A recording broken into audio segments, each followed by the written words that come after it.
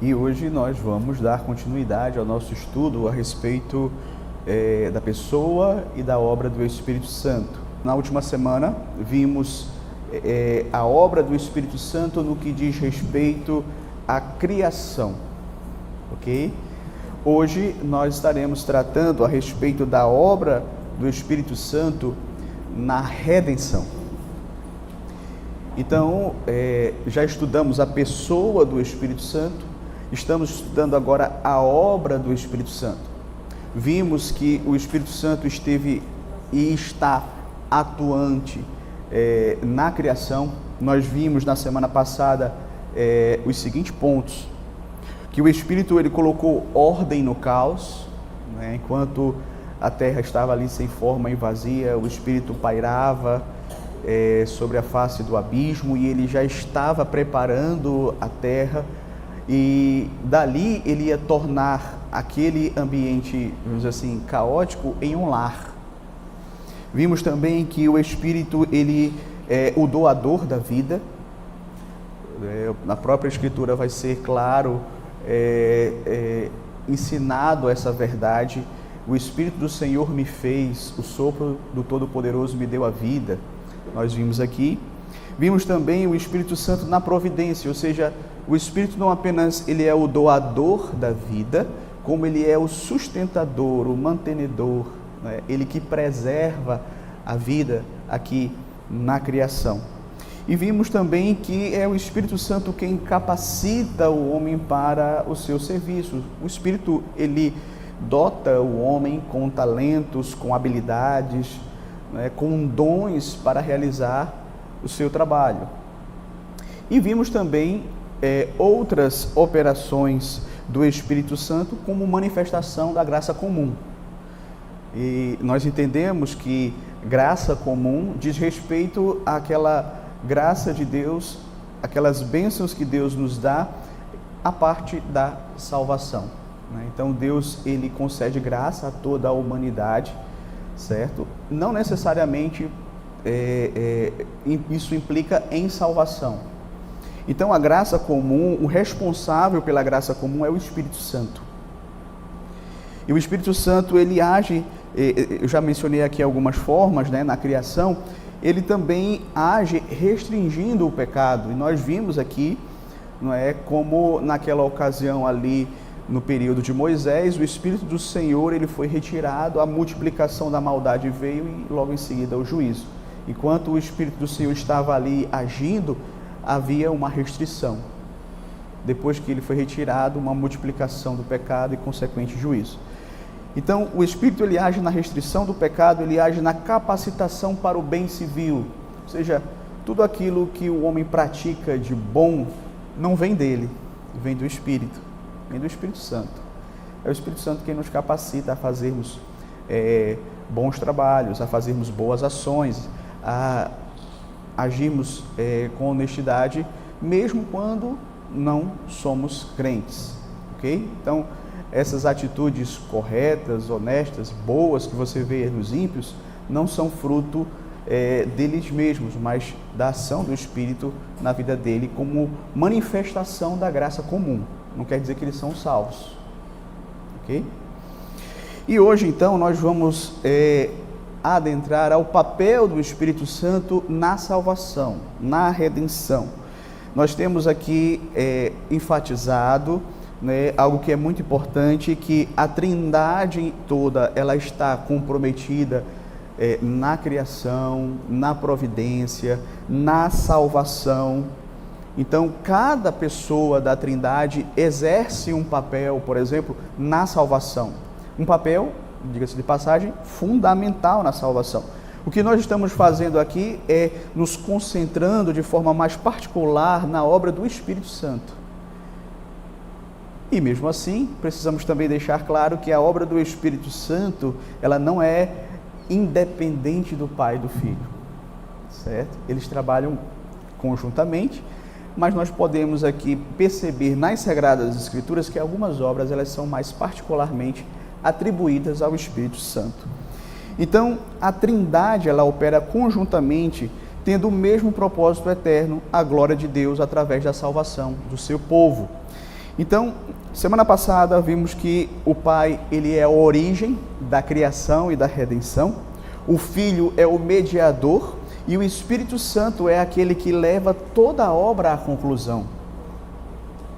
Então, na economia da Trindade, cada pessoa tem uma função. Nas obras externas que Deus realiza, cada pessoa tem a sua função. Nós temos combatido aqui, queridos, em nossos estudos, essa visão que às vezes nós percebemos no meio evangélico, que é uma visão um tanto quanto restrita da pessoa e da obra do Espírito Santo. Abraham Kuyper, no seu livro, ele diz algo interessante assim a esse respeito. Ele diz assim: ainda que honremos o Pai e acreditemos no Filho, vivemos pouco no Espírito Santo. Parece-nos, algumas vezes, até que o Espírito Santo é acrescentado acidentalmente à grande obra redentiva para a nossa salvação. Então, Abraham Kuyper retrata, não é, essa perspectiva que muitas vezes há em algumas pessoas de restringirem a obra do Espírito. Não, ele só tem uma participação tímida nesta obra, que é ajudar ali na santificação. Nós vimos na semana passada que o Michael Orton, ele vai dizer, não, o Espírito Santo ele não é um freelancer, ele está atuando desde o início. Então, queridos, como eu disse, na semana passada nós ampliamos a nossa visão com respeito à obra geral do Espírito Santo, e quando eu me refiro à obra geral do Espírito Santo, digo a obra do Espírito Santo na criação. Hoje nós vamos então ampliar a nossa visão a respeito do papel do Espírito Santo na obra especial, que diz respeito à obra da salvação, ok? Então, nós vamos perceber e nós vamos ver hoje que o Espírito Santo, ele de fato contribuiu de várias formas para a obra da salvação. Hoje nós vamos aprender que, de fato, dentro desse processo salvífico, o Espírito, ele realizou diversas obras que contribuíram, que culminaram na salvação, na aplicação da salvação na vida dos eleitos. Então, veremos, por exemplo, que o Espírito contribuiu com a inspiração das Escrituras. Veremos também que o Espírito, ele capacitou o Senhor Jesus Cristo para realizar a obra mediadora. Veremos que o Espírito, ele age diretamente no homem para a sua salvação, aplicando a obra de Cristo ao pecador, certo? Então, nós vamos tratar basicamente desses 3 pontos, e eu gostaria então de começar analisando a inspiração da Escritura, não é? O Espírito Santo inspirou as Sagradas Escrituras. Veja, a palavra de Deus é a palavra do Espírito. Já no Antigo Testamento, nós vamos perceber que é atribuída ao Espírito Santo a responsabilidade de inspirar os autores bíblicos para trazerem a revelação divina, para trazerem a profecia divina. Veja só, Isaías capítulo 59, versículo de número 21. Isaías 59, versículo de número 21. Quanto a mim, esta é a minha aliança com eles, diz o Senhor. O meu Espírito está sobre ti, e as minhas palavras que a pus na tua boca não se apartarão dela, nem da de teus filhos, nem da dos filhos de teus filhos, não se apartarão desde agora e para todo sempre, diz o Senhor. Então, veja, aqui no Antigo Testamento, nós já percebemos indícios, indicativos, que mostram que nesse processo de revelação e de inspiração profética, estava ali a atuação do Espírito Santo. Era o Espírito Santo quem, de fato, estava operando nos autores bíblicos para que eles recebessem esta revelação e trouxessem essa revelação para o povo. Quando nós chegamos no Novo Testamento, nós vamos perceber que as evidências elas são mais claras, certo? Se você abrir comigo lá em 2 Timóteo, um texto bastante conhecido nosso, 2 Timóteo, capítulo de número 3, versos 16 e 17, que nos diz assim: toda a Escritura é inspirada por Deus e útil para o ensino, para a repreensão, para a correção, para a educação na justiça, não é? A fim de que o homem de Deus seja perfeito e perfeitamente habilitado para toda boa obra. Veja, aqui nós temos um texto mais claro. É dito aqui que toda a Escritura foi inspirada por Deus. Essa expressão, inspirada por Deus, no original é uma tradução do grego theopneustos, ou seja, foi soprada por Deus. O que, de fato, meus queridos, significa que foi pela ação do Espírito Santo, influenciando, guiando, conduzindo os autores bíblicos para que eles registrassem de forma fiel, de forma precisa, os atos e as palavras deste plano de salvação. Então, nós vamos perceber que as Escrituras, elas não são um livro meramente humano. Ela tanto é um livro divino quanto humano, porque o seu autor é divino e ele utilizou os seres humanos para, de fato, escreverem as Sagradas Escrituras. Outro detalhe que eu chamo aqui desse texto de Timóteo é a expressão toda a Escritura é inspirada por Deus. Ou seja, significa que a Escritura ela é completamente inspirada por Deus, ela é plenamente inspirada. Não são apenas algumas partes das Escrituras que são inspiradas por Deus. Não é aquela ideia de que a Bíblia ela não é a palavra de Deus, ela contém a palavra de Deus. Não, nós cremos que a Bíblia é a palavra de Deus. Nós cremos que, de fato, cada palavra das Escrituras foi igualmente e plenamente inspirada por Deus, sendo, portanto, um registro fiel da revelação divina.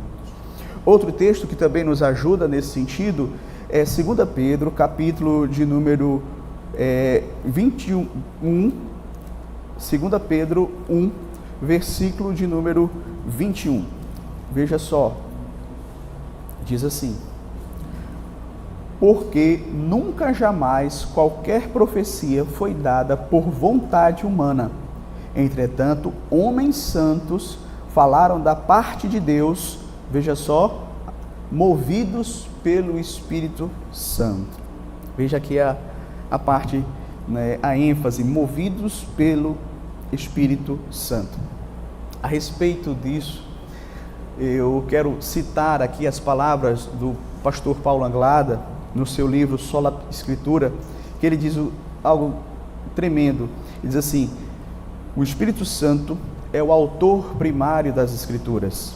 Dirigiu, guiou e supervisionou os autores secundários, a fim de garantir que tudo quanto escrevessem como canônico fosse isento de erro e correspondesse perfeitamente à revelação de Deus.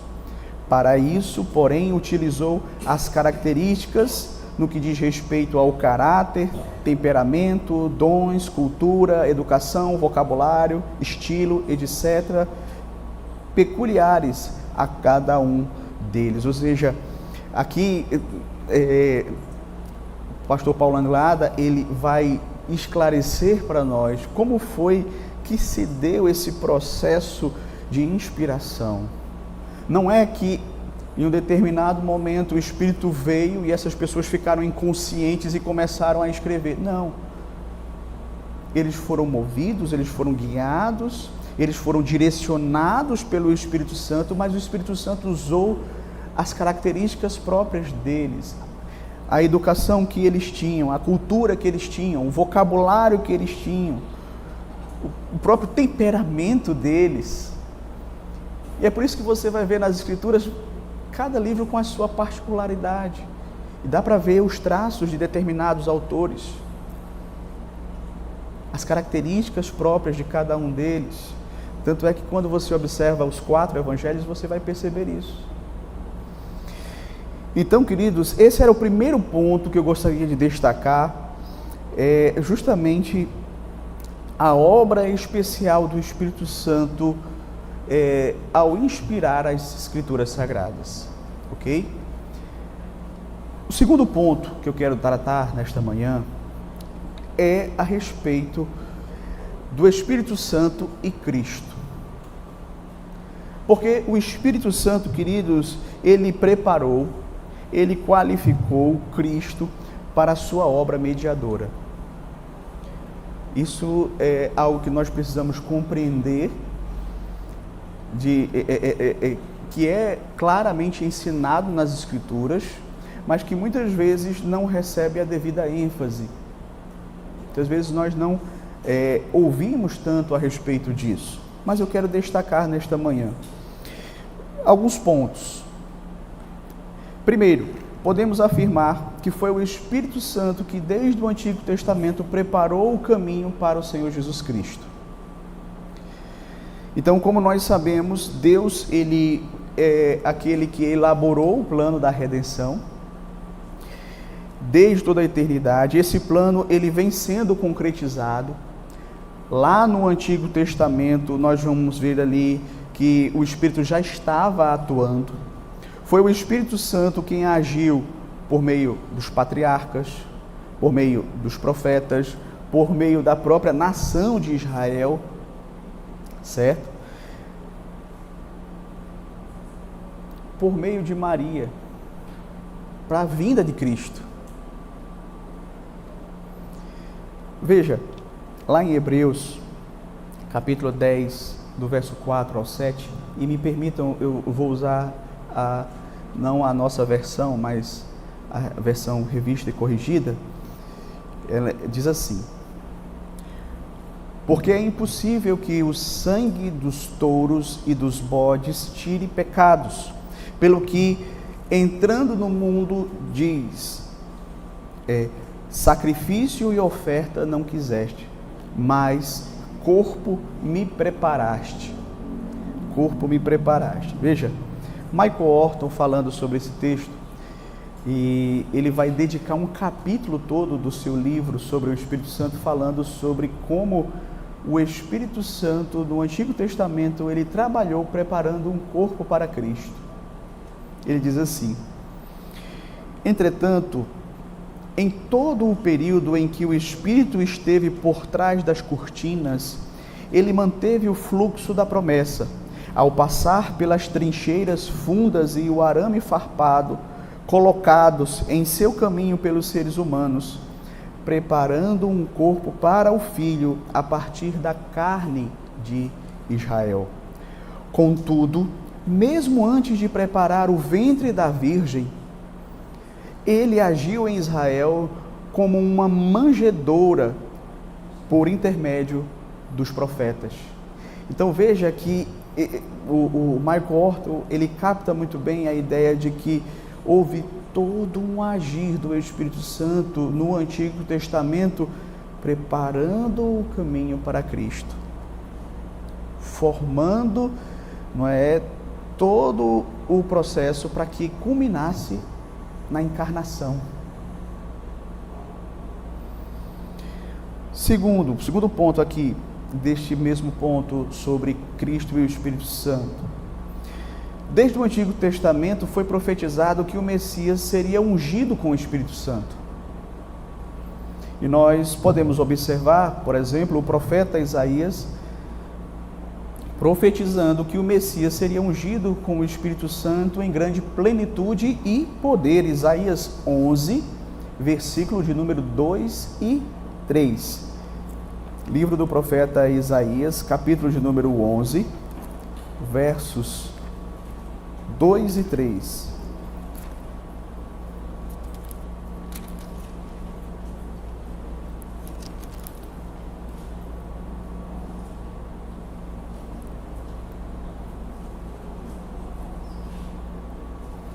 Perdão, vou começar aqui do verso 1. Do trono de Jessé sairá um rebento, e das suas raízes um renovo. Repousará sobre ele o Espírito do Senhor, o Espírito de sabedoria e de entendimento, o Espírito de conselho e de fortaleza, o Espírito de conhecimento e de temor do Senhor. Veja, o profeta Isaías, ele está falando a respeito do rebento de Davi, o descendente de Davi, o Messias que viria. E ele está dizendo que o Espírito Santo viria sobre ele. E nós vamos ver, por exemplo, que essa promessa ela vai ser cumprida, sim, lá no Novo Testamento. Se vocês abrirem comigo em Lucas capítulo 4, Lucas 4, a partir do verso de número 17.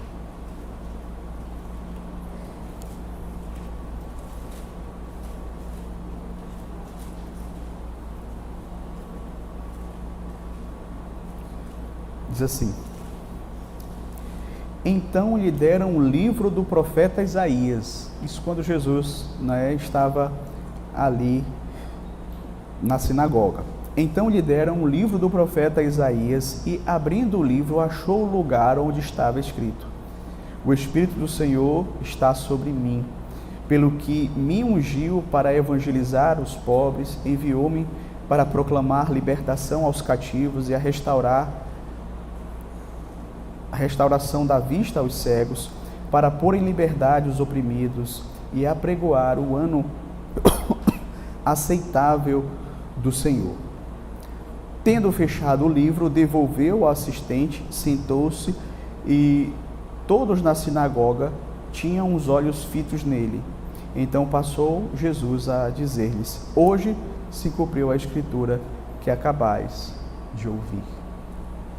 Então veja como o próprio Senhor Jesus Cristo, ele faz questão de deixar claro que tais profecias estavam se referindo a ele, que ele seria o rebento de Davi, que ele seria o Messias, que ele seria aquele sobre quem o Espírito viria de forma maravilhosa, como havia sido profetizado pelos profetas no Antigo Testamento. E nós sabemos, queridos, que uma vez que Cristo ele foi ungido com o Espírito Santo, ele fez todo o seu ministério, ele trabalhou, ele realizou a obra do Senhor, ele realizou a vontade do Pai no poder do Espírito Santo.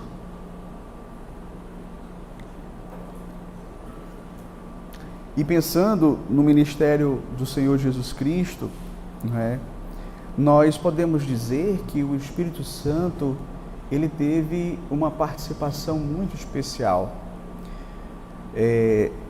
Sinclair Ferguson, no seu livro O Espírito Santo, ele diz algo interessante. Ele diz assim: veja só, desde o ventre até o túmulo, até o trono, o Espírito foi constante companheiro do Filho.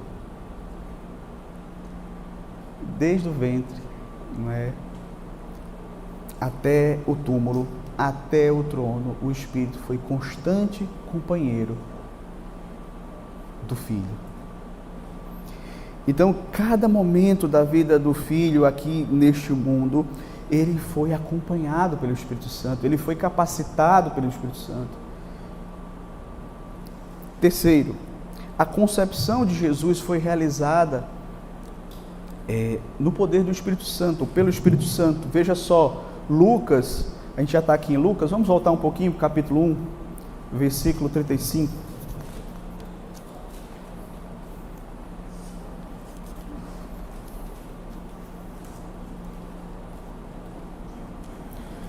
Respondeu-lhe o anjo: descerá sobre ti o Espírito Santo, e o poder do Altíssimo te envolverá com a sua sombra. Por isso também o ente santo que há de nascer será chamado Filho de Deus. Observe aqui que Lucas ele faz menção das palavras do anjo, e o anjo descreve aqui como é que o Espírito vai vir sobre Maria. Ele diz assim, que o Espírito desceria sobre Maria. E que o Espírito Santo envolveria o seu ventre. E que o resultado dessa obra maravilhosa seria um ser humano santo que viria dela.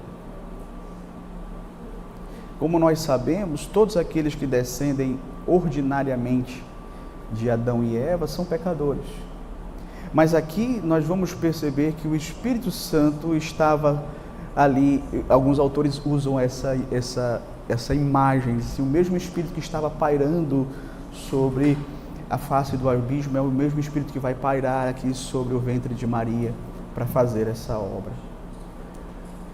E aí você vai perceber que, de fato, a atuação do Espírito Santo ali, ela isenta a Cristo da contaminação do pecado humano. Como diz o anjo, ele é um ente santo. Veja que a encarnação do Filho foi no poder do Espírito Santo. Maria foi passiva, o Espírito Santo agiu de maneira poderosa, soberana para a geração do Filho ali no ventre da Virgem Maria. Michael Horton, comentando isso, ele diz algo interessante, ele diz assim: não é possível encontrar um exemplo maior da obra do Espírito Santo por meio das criaturas do que na própria encarnação.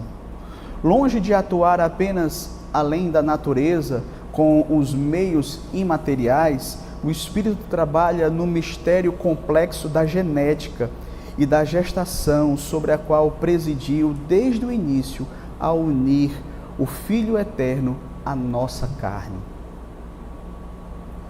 E de fato, meus queridos, essa foi uma obra fantástica, maravilhosa do Espírito Santo na encarnação, fazendo com que um Filho de Deus se tornasse um de nós sem pecado. Quarto, o crescimento de Cristo foi também no poder do Espírito Santo. Lá em Isaías capítulo 11, versículo 1 e 2, diz algo interessante. Nós até lemos aqui: do tronco de Jessé sairá um rebento, e das suas raízes um renovo. Repousará sobre ele o Espírito do Senhor, o Espírito de sabedoria e de entendimento, o Espírito de conselho, de fortaleza, o Espírito de conhecimento e de temor no Senhor. Agora veja comigo aqui em Lucas capítulo 2, o cumprimento justamente disso que Isaías estava profetizando. Lucas 2, versículo 52. E crescia Jesus em sabedoria, estatura e graça diante de Deus e diante dos homens.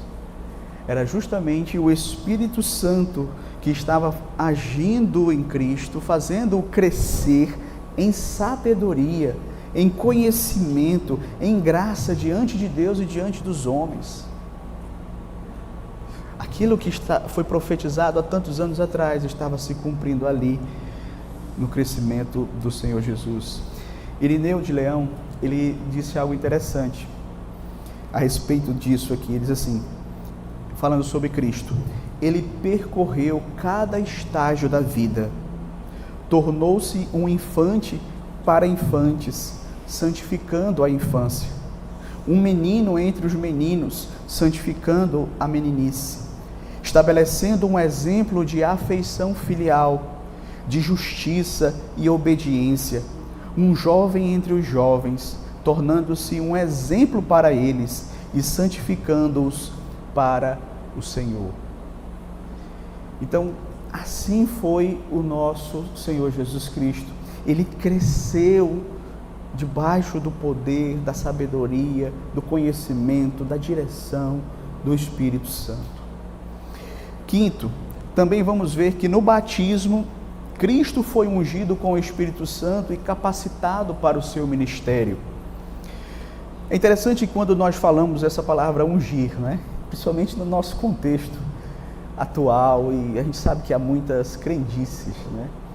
Mas quando você olha para o Antigo Testamento e você vai analisar o que significava essa unção, não é? Que significava basicamente uma consagração, significava uma capacitação, até uma validação do ministério.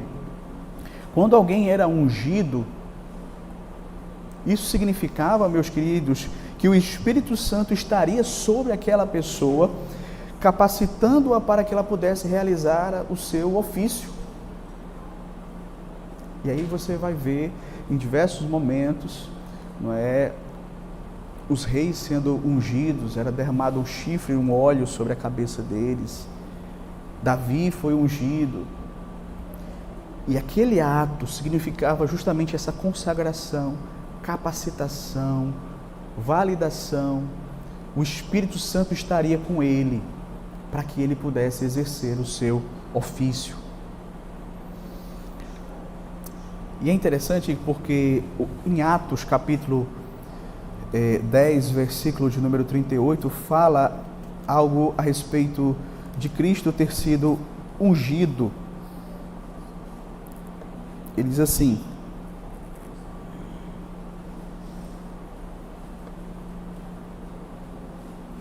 como Deus ungiu a Jesus de Nazaré com o Espírito Santo e com poder, o qual andou por toda parte, fazendo o bem e curando a todos os oprimidos do diabo, porque Deus era com ele. Então, veja, é dito aqui em Atos que Cristo foi ungido com o Espírito Santo. A própria expressão do Antigo Testamento, Messias, trazia justamente a ideia de ungido, né? O Cristo, o ungido. E algo interessante, queridos, é porque essa unção, ela se deu por ocasião do batismo. Abra comigo em Lucas, capítulo 3, do verso 21 ao verso de número 22. Lucas 3, do 21 ao 22.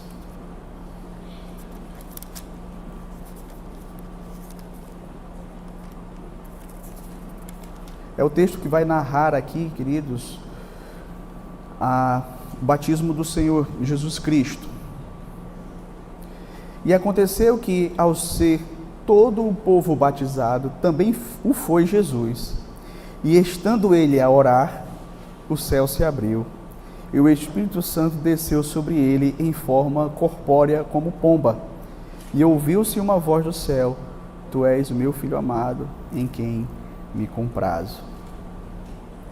Veja a imagem aqui descrita por Lucas, não é? Estava lá o Senhor Jesus Cristo para ser batizado. Ele foi então batizado por João Batista. Ele estava orando, o texto diz, e veio sobre ele o Espírito Santo. O Sinclair Ferguson, ele faz uma conexão sobre o Pentecostes. Eles também estavam orando quando veio sobre eles o Espírito Santo.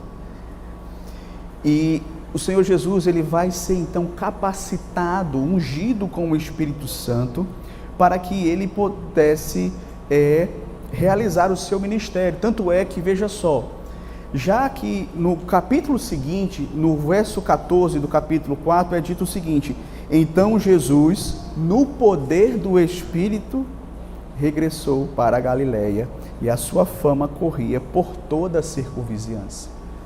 Ou seja, uma vez que ele foi ungido ali com o Espírito Santo, ele então já começou a realizar, ele foi dirigido pelo Espírito Santo para a tentação e venceu Satanás e já realizava o seu ministério no poder do Espírito Santo.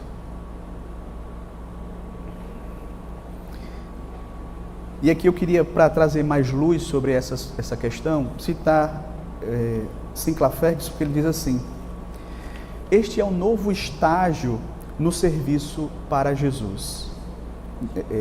Esse é um novo estágio de serviço para Jesus. Ele entra na arena pública. Na fragilidade da carne humana, ele se vê carente de um novo e mais profundo revestimento do Espírito, a fim de que, através de sua morte, ressurreição e ascensão, ele viesse a ser aquele que toma posse infinitamente do Espírito, para que seja capaz de batizar com o Espírito Santo. Então, Sinclair Ferguson, ele capta muito bem aqui essa ideia de que, a partir do batismo do Senhor Jesus, Cristo estava entrando num novo estágio da sua vida, seu ministério público.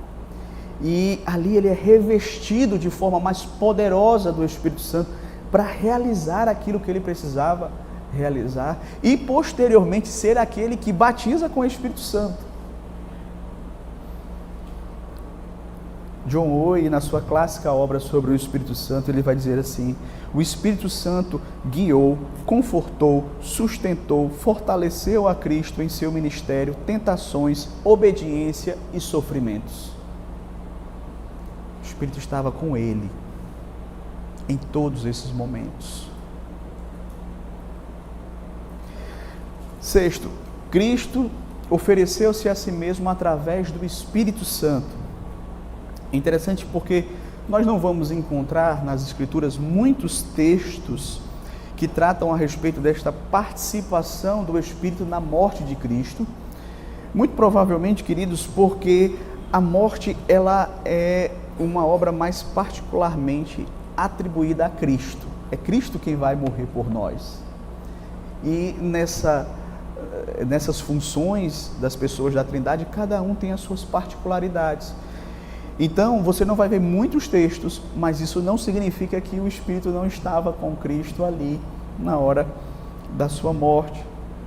Então, muito embora o Pai e o Espírito não estejam envolvidos, o foco maior é o Filho.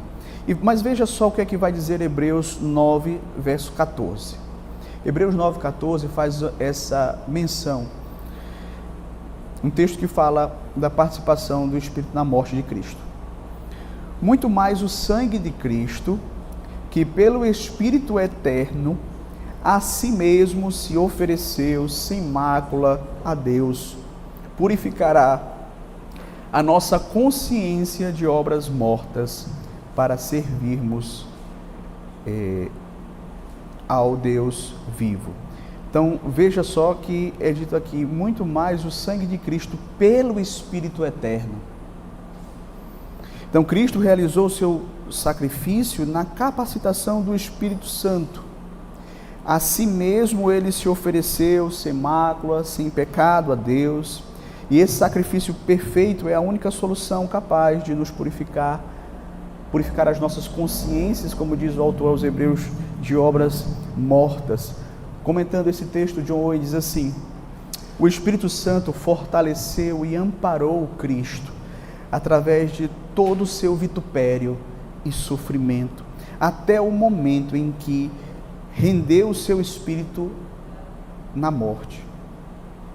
Não é apenas a morte de Cristo considerada meramente como uma punição que nos livra do pecado, é a obediência até a morte. Esta foi a verdadeira oferta de si mesmo através do eterno Espírito de Deus.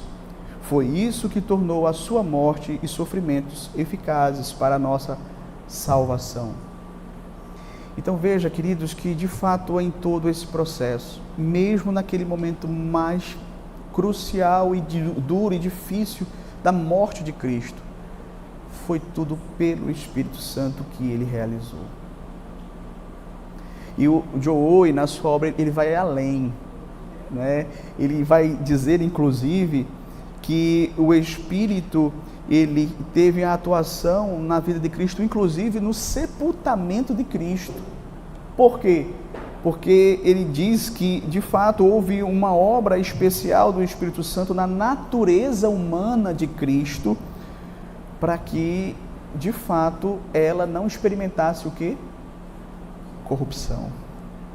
Nós sabemos que quando Cristo morreu, ele mesmo, rendeu o Espírito a Deus. Em tuas mãos entrego o meu Espírito.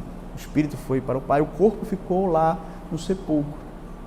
E o Espírito então age no corpo de Cristo para cumprir aquela promessa lá do Salmo 16, versículo 11: pois não deixarás a minha alma na morte, nem permitirás que o teu santo veja a corrupção. O corpo de Cristo, enquanto estava morto ali, foi preservado pelo Espírito Santo, para que ele não visse corrupção. Sétimo, o Pai ressuscitou a Cristo por meio do Espírito. Nós lembramos aqui de Romanos 8:11, texto que recentemente tivemos a oportunidade de meditar. Se habita em vós o Espírito daquele que ressuscitou a Jesus dentre os mortos, esse mesmo que ressuscitou a Cristo Jesus dentre os mortos, vivificará também o vosso corpo mortal por meio do seu Espírito que em vós habita. Então a Escritura ensina que Deus ressuscitou a Jesus dentre os mortos. E como foi que ele fez isso? Ele fez isso por meio do Espírito Santo que habitava em Cristo. E uma vez ressurreto, meus queridos, Cristo foi assunto aos céus. E aí você vai perceber mais uma vez as palavras de Sinclair Ferguson: desde o ventre até o sepulcro, até o trono, o Espírito foi constante companheiro do Filho. Ok? Então, esse era o segundo ponto que nós gostaríamos de tratar. O terceiro é: o Espírito Santo age diretamente no ser humano para a salvação. Então, agora nós vamos chamar a atenção dos irmãos para a obra de aplicação da salvação que é realizada pelo Espírito Santo nas nossas vidas, nas vidas dos eleitos de Deus, certo? E nós vamos perceber que, de fato, o Pai enviou o Espírito para aplicar a obra da redenção nos eleitos aqui neste mundo. Primeiro, ele fez isso regenerando. O primeiro ponto que eu gostaria de destacar é que o Espírito ele age na nossa regeneração. Na última aula, queridos, nós tivemos a oportunidade de ver que o Espírito Santo é aquele quem é o doador da vida biológica, mas ele também é o doador da vida espiritual. A Bíblia atribui ao Espírito Santo o vivificar o pecador. O Senhor Jesus, na sua conversa a Nicodemos, diz que o que é nascido da carne é carne, o que é nascido do Espírito é Espírito. Então, nós nascemos na carne. Nós nascemos numa condição em que nós não temos como nascer do Espírito por nós mesmos, porque carne gera carne. A carne não pode produzir um renascimento espiritual. Por isso que a palavra de Deus fala que o homem nasce espiritualmente morto. O homem é composto de corpo e alma. Corpo e espírito. Alma e espírito são termos intercambiáveis. Não é? É a parte imaterial do homem e a parte material do homem. E, de fato, nós nascemos aqui, mas nós nascemos mortos espiritualmente. Não é que a nossa alma está morta no sentido de que é só o corpo que anda por aí. Não, ela está viva. Ela sente, ela muitas vezes quer preencher o vazio dela de Deus nas coisas deste mundo. Ela está morta para Deus, na sua ligação com o Deus verdadeiro. É nesse sentido que não há desejo dela, de fato, pelo Deus verdadeiro. Ela vai procurar se satisfazer em muitas coisas aqui desta vida. Mas veja, ela está morta. Para que o homem possa ser salvo, ele precisa receber vida espiritual. Ninguém tem o poder de ressuscitar a si mesmo espiritualmente. É o Espírito Santo quem vai fazer esta obra, a obra de regeneração. O mesmo Espírito que agiu na obra da criação, é Ele quem vai agir agora na obra da recriação. Ser regenerado, querido, significa que somos transformados de seres humanos mortos espiritualmente em seres humanos espiritualmente vivos. Então a regeneração é uma obra do Espírito. É uma obra que tem a sua iniciativa nele e não em nós. A regeneração, ela vai anteceder a fé. O homem não pode ter fé em Deus, fé salvífica, se antes ele não for regenerado, se ele antes não receber vida espiritual. Depois que uma pessoa é regenerada, essa pessoa então ela começa a exercer fé, confiança em Cristo. Mas o primeiro passo, o passo da pessoa regenerada, mediante a qual ela é vivificada, a vida espiritual é dada pelo Espírito Santo. R.C. Sproul, no seu livro também sobre o Espírito Santo, ele vai dizer algo interessante a respeito disso. Ele diz assim: a razão pela qual não cooperamos com a graça regeneradora antes dela agir em nós e sobre nós, é que não podemos mesmo cooperar. Não podemos porque estamos espiritualmente mortos. Não podemos ajudar o Espírito Santo na vivificação de nossas almas para que tenham vida espiritual, da mesma maneira que Lázaro não podia ajudar Jesus a ressuscitá-lo dos mortos. Veja aí a relação que ele faz aí. Qual foi a contribuição que Lázaro deu para a sua própria ressurreição? Zero. É uma ação de Cristo ressuscitando. Da mesma forma, nós entendemos que na salvação é o Espírito quem nos vivifica, para que de fato nós então possamos, a partir disso, começar a compreender a palavra, responder positivamente ao chamado do Evangelho, se arrepender, ter fé.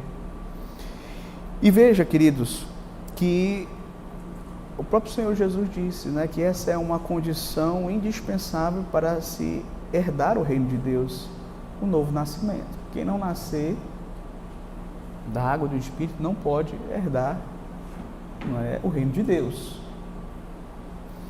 Mas veja, o Espírito também ele atua nas nossas vidas iluminando-nos. A iluminação é uma obra do Espírito Santo que consiste justamente o Espírito Santo capacitar o pecador para que ele venha compreender a palavra de Deus. Veja, o Espírito não é apenas aquele que inspirou os autores a escreverem a palavra, ele também é aquele que também capacita a nós para que possamos ler e entender salvificamente a palavra de Deus. Certo? 1 Coríntios 2,12 diz assim: ora, nós não temos recebido o Espírito do mundo, e sim o Espírito que vem de Deus, para que conheçamos o que por Deus nos foi dado gratuitamente. Então, as coisas de Deus, elas só se discernem espiritualmente. Para que o homem possa discerni-las salvificamente, ele só pode fazer isso por meio da ação do Espírito Santo, iluminando o seu entendimento, para que ele possa compreender salvificamente a palavra de Deus. Senão ele vai ler 1, 2, 3, 4, 5, 10 vezes a Bíblia e ele não vai entender de fato como precisaria para a salvação. Quarto, o Espírito também age na justificação. Quando o Espírito Santo nos regenerou, nos vivificou, nos deu vida espiritual, essa ação também resultou em um despertamento da nossa alma para a fé salvadora. Certo? Então, nós sabemos que a fé ela é um dom de Deus. Mas isso não significa que Deus crê por nós, certo? Quem crê somos nós. Mas nós só podemos crer se Deus nos der esse dom. E é interessante porque uma vez que eu creio, uma vez que eu tenho fé na obra do Senhor Jesus Cristo, eu então sou justificado por Deus.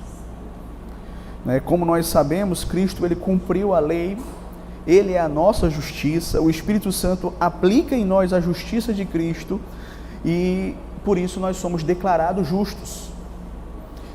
1 Coríntios 6, 10 a 11 diz assim: nem ladrões, nem avarentos, nem bêbados, nem maldizentes, nem roubadores herdarão o reino de Deus. Tais fostes alguns de vós, mas vós vos lavastes, mas fostes santificados, mas fostes justificados em o nome do Senhor Jesus Cristo e no Espírito Santo.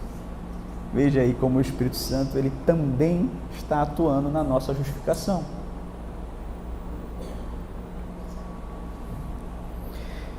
E agora nós vamos ver um outro estágio também da obra do Espírito nas nossas vidas, que é na santificação. Uma das principais funções do Espírito é nos purificar do pecado e nos tornar mais e mais santos. Sproul vai dizer algo interessante a esse respeito. Ele diz assim: embora o Espírito Santo não seja mais santo e nem menos santo do que o Pai e o Filho, a palavra santo em seu nome chama a nossa atenção para o ponto central da sua obra na economia, no plano da redenção. O Espírito Santo é o santificador. É Ele quem aplica a obra de Cristo à nossa vida, levando-nos à plena conformidade com a imagem de Cristo. Então, nós até mencionamos isso no primeiro estudo. Por que Ele é chamado o Espírito Santo? Por que não é o Espírito sábio, o Espírito poderoso, o Espírito Santo?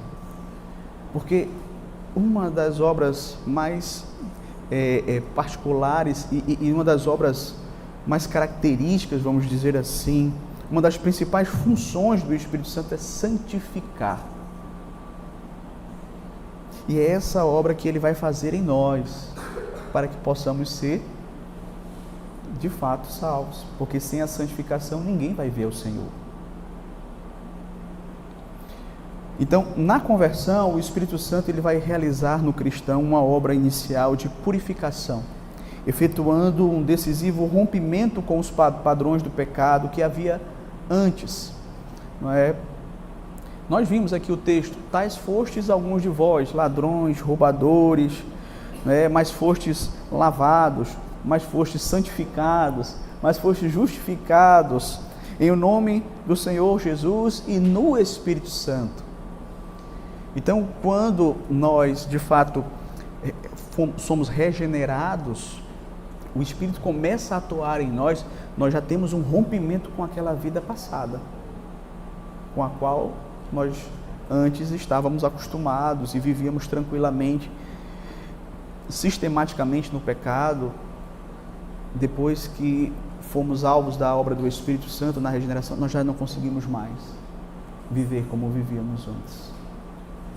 Há um rompimento com aqueles padrões antigos. E após o rompimento inicial com o pecado, o Espírito Santo efetua na nossa conversão, ele produz também em nós o crescimento em santidade na vida cristã. Gálatas 5, verso 22 e 23. Mas o fruto do Espírito é amor, alegria, paz, longanimidade, benignidade, bondade, fidelidade, mansidão, domínio próprio. Contra essas coisas não há lei. Então essas são virtudes que o Espírito Santo produz em nós e que refletem o caráter de Cristo em nós. Nós estamos sendo trabalhados pelo Espírito Santo, santificados para sermos conforme a imagem de Cristo, daquele que nos salvou. E nós vamos ter um estudo aqui só sobre o fruto do Espírito. Nós vamos chegar lá. Mas veja, queridos, como isso é importante. E Sproul também ele chama a nossa atenção destacando aqui uma diferença importante que a gente precisa ter em mente entre a regeneração e a santificação. Que diferença é essa? Veja só, ele diz assim, uma diferença fundamental entre a regeneração e a santificação envolve as partes envolvidas em sua operação. A regeneração é monergística, é obra exclusiva de Deus, mas a santificação é sinergística, envolve a cooperação somente entre o Espírito Santo e nós. Veja, se por um lado a regeneração, aquilo que nos dá vida espiritual, que nos habilita para de fato nos arrepender e crer em Cristo, ela é uma obra monergística, ou seja, uma obra que o Espírito faz e que nós estamos passivos nela. Na santificação, no que se refere ao processo de santificação com o qual nós estamos aqui sendo trabalhados neste mundo, eu contribuo com o Espírito Santo. É um processo sinergístico, ou seja, trabalhamos juntos. Então, nesse processo de santificação, eu não devo achar que eu devo ficar passivo e que o Espírito Santo vai fazer tudo. Eu também devo trabalhar. Eu também preciso me santificar. É isso que a palavra de Deus diz. Desenvolvei a vossa salvação. E também o Espírito, ele trabalha nas nossas vidas trazendo a certeza da salvação. Além da segurança de salvação que recebemos das promessas das Escrituras, o próprio Deus, através do Espírito Santo, ele também vai nos dar essa garantia por meio do testemunho interno que o Espírito Santo traz ao nosso coração. Nós vimos aqui recentemente Romanos 8, 16. Mas o próprio Espírito testifica com o nosso Espírito que somos o quê? Filhos de Deus. Então o Espírito Santo, ele traz esse testemunho interno de que de fato nós somos filhos de Deus. Ele testemunha junto com o nosso Espírito que nós somos filhos de Deus. Essa é a maior garantia que nós podemos ter de que somos filhos de Deus. É esse testemunho interno do Espírito Santo. Por último, queridos, o Espírito Santo também vai ressuscitar os nossos corpos. O Espírito Santo é quem concede vida espiritual ao homem, seja ele que vivifica o nosso espírito. Entretanto, ele é também aquele que vivifica os nossos corpos. Não é? Romanos 8:11. Se habita em vós o Espírito daquele que ressuscitou a Jesus dentre os mortos, esse mesmo que ressuscitou a Cristo Jesus dentre os mortos, vivificará também o vosso corpo mortal por meio de quem? Por meio do Espírito que em vós habita. Ou seja, é por meio do Espírito Santo que nós vamos ser o que? Ressuscitados no último dia para sermos de fato julgados por Deus, claro, o corpo glorificado, mas é o Espírito Santo que vai agir em nossas vidas. Então, queridos, eu gostaria de trazer algumas breves aplicações para que possamos então concluir. Primeira coisa que eu gostaria de destacar é que nós não podemos nos aproximar das Escrituras como se ela fosse um livro meramente humano. Não é? Nós hoje aprendemos aqui a respeito da atuação do Espírito Santo no processo de inspiração das Escrituras. Foi o Espírito Santo quem moveu, quem guiou, quem orientou, quem inspirou os autores bíblicos, não é? Diversos autores bíblicos que viveram em épocas totalmente diferentes, escreveram este livro maravilhoso, porque de fato, conquanto os seus autores secundários fossem muitos, o autor primário, o Espírito Santo, ele é o autor principal, então você não vai encontrar erro, contradição, você não vai encontrar nada que deponha contra a veracidade e a autenticidade da palavra de Deus. E é assim que nós devemos nos relacionar com ela, como sendo palavra de Deus, infalível, inerrante, autoritativa, suficiente, né, para as nossas vidas.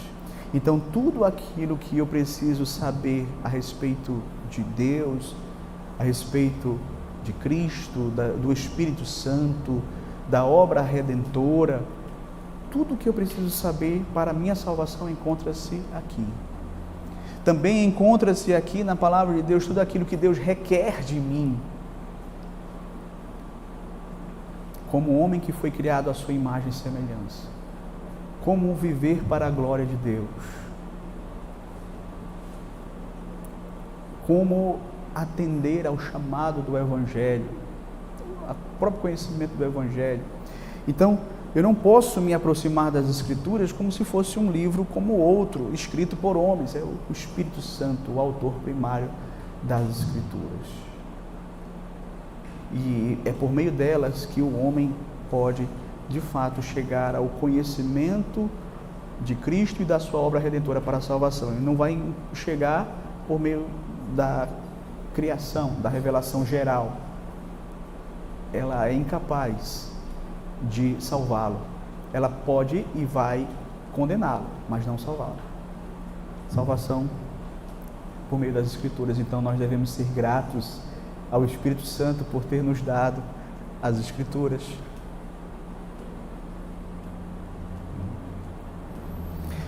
Mas também, queridos, nós aprendemos com o ministério de Cristo quanto necessitamos do Espírito para a vida cristã. Quando nós olhamos para o ministério do Senhor Jesus Cristo, como Ele realizou todo o seu ministério no poder do Espírito, na capacitação do Espírito, tendo o Espírito como seu companheiro em todos os momentos. Ora, se Cristo, não é, viveu aqui, né, com a sua natureza humana de forma tão conectada ao Espírito, como é que nós queremos viver a vida cristã por nossa própria conta? Nós, pecadores,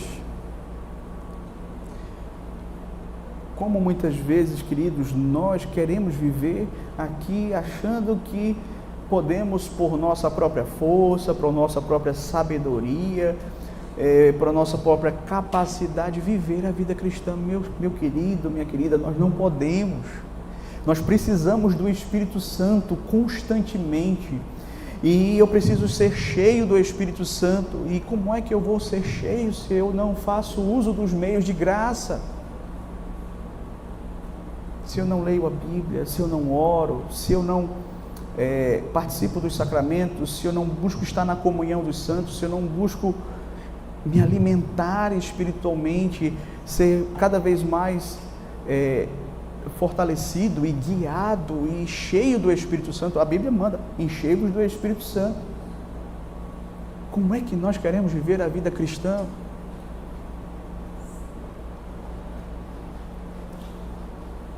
Que esse estudo possa deixar no nosso coração esta lição de que nós precisamos viver em comunhão com o Espírito Santo de Deus, cheios do Espírito Santo, buscando sempre a direção dele para as nossas vidas.